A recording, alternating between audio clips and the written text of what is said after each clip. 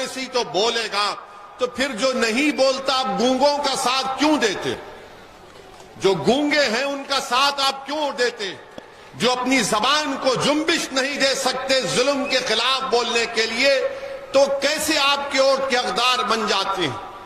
जिनको आपने वोट दिया, कहां है उनकी जबानें? चुनाव के दौरान में तो मुझे बहुत गाली दी गई कि ये बी टीम है, ये फलां टीम है। ठीक है, जितना मुझे गाली देना है, चाहे वो कोई सेकुलर पार्टी जो अपने आप को कहती है मुझे गाली दो, मुझे बी टीम कहो, सी टीम कहो, डी कहो, ई कहो, एफ कहो, अलिफ लाम बे ते से तक जितना कहना कह दो, मगर ये तो बताओ तुम किसकी टीम हो? तुम कौन सी टीम के हो? तुम कौन सी टीम में कहां खेलते हो? भाई मैं हूं, आपके दरमियान में हूं, मैं आपका हूं और आपका ही रहूंगा। मैं कहीं जाने वाला नहीं हूं, मैं आपका नौकर हूं। अल्लाह ने मुझे मौका दिया कि मैं आपकी खिदमत कर सकूं। मगर जो लोग अपने आप को दूध के धुले हुए कहते हैं और ओवैसी को गाली देते हैं, बताओ तुम कहां पर हो? तुम कौन से मुकाम पर खड़े हो? तुम कौन सी बात कर रहे हो? वोट तो लिया कि बीजेपी को रोकेंगे। मैं आपको याद होगा, कांट में हमारा जलसा हुआ था, कांट विधानसभा में एक बड़े मैदान में। कौन सी जगह पर हुआ था? नहीं, एक मैदान था, हाँ कांट में। बहरहाल जिस मुकाम पर हुआ था, मैंने कहा था आपसे कि समाजवादी पार्टी बीजेपी को नहीं हरा सकती। तो दूसरे दिन से सोशल मीडिया पर शुरू होगा, देखो ओवैसी क्या कह रहा है, बीजेपी को नहीं हरा सकते। एक बार नहीं, मैंने कई मर्तबा कहा था। पूरे उत्तर प्रदेश के चुनाव में 160-170 सभाएं मैंने की थी। मैंने हर सभा में कहा था कि देखो ये नहीं होने वाला है, ये काम नहीं होने वाला है। मगर सबने मुझे गाली दी और कहा कि ओवैसी भड़काऊ भाषण दे रहा है।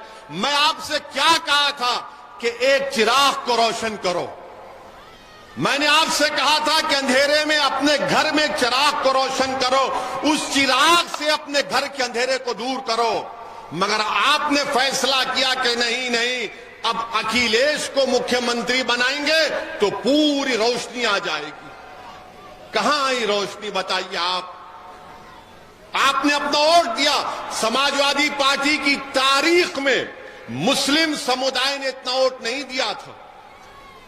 85% मुस्लिम समुदाय ने समाजवादी पार्टी को वोट दिया। अब बताइए भैया कहां है?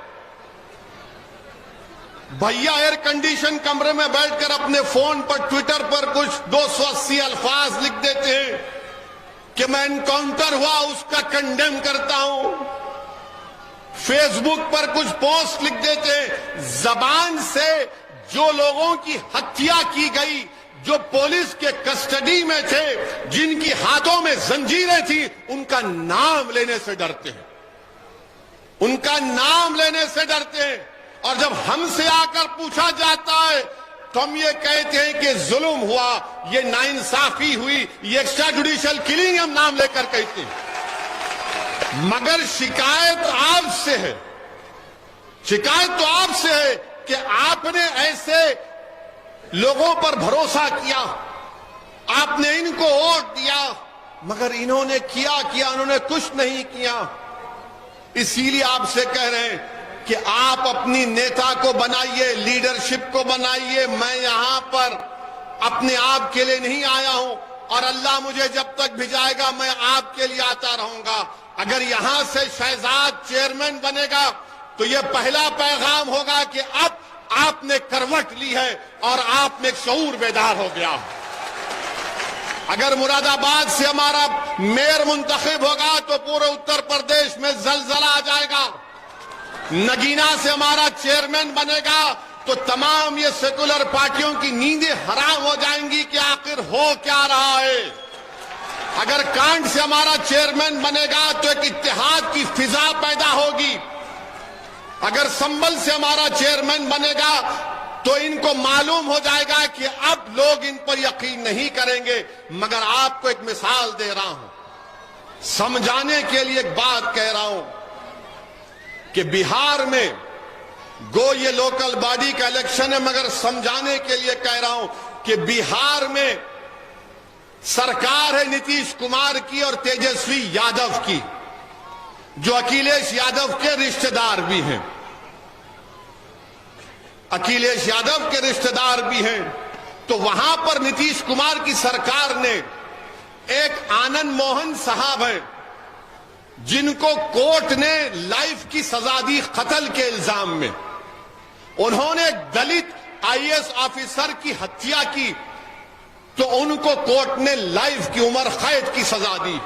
तो नीतीश कुमार और तेजस्वी यादव की सरकार ने कहा कि 24 का चुनाव आ रहा है, हमको राजपूतों के वोट हासिल करना है। इसीलिए जो जेल का मैन्यूल होता है, जिसमें लिखा गया कि अगर कोई गवर्नमेंट के सर्वेंट को, अगर कोई कर्मचारी को सरकार की हत्या करेगा तो उसको रिमिशन माफी नहीं मिलेगी। कानून बदल दिया, वो जेल से निकल रहे हैं, निकल गए हैं। एक दलित आईएएस ऑफिसर की बेवा जो हैदराबाद में रहती है, वो रो रही थी। कौन उसके हाथ से खड़ा हुआ? सदुद्दीन ओवैसी खड़ा हुआ। ये नहीं देखा कि वो दलित है, ये देखा कि इसके साथ नाइंसाफी हो रही है। मगर वो लोग ये नहीं देखे, तेजस्वी यादव देखे कि 24 का चुनाव आ रहा, वोट हासिल करना है। मगर याद रखो, क्योंकि वो जो साहब को छोड़ा गया, उनका समुदाय उनके साथ था, उनका पूरी बरादरी उनके साथ थी। तो इनको मालूम था, ये तेजस्वी यादव को और नीतीश कुमार को, कि उस बरादरी का वोट लेना है तो इनको जेल से छोड़ना पड़ेगा, इनको जेल से छोड़ना पड़ेगा। तुम्हारी कोई अहमियत नहीं है, तुम्हारी कोई कीमत नहीं है, तुम्हारी कोई ताकत नहीं है, तुम्हारी कोई पहचान नहीं है। इसीलिए पुलिस की कस्टडी में आकर गोलियां मारकर चले जाते हैं। अगर तुम में ताकत होती, तुम में इत्तेहाद होता, तुम में सियासी शऊर होता, तुम इन तमाम चीजों से उठकर अपने नेता को बनाते, तो कोई माइका लाल सोचता नहीं था किसी को गोली मारने से। और अफसोस यह है कि तुम मेरी इस बात पर थाली बजा रहे हो,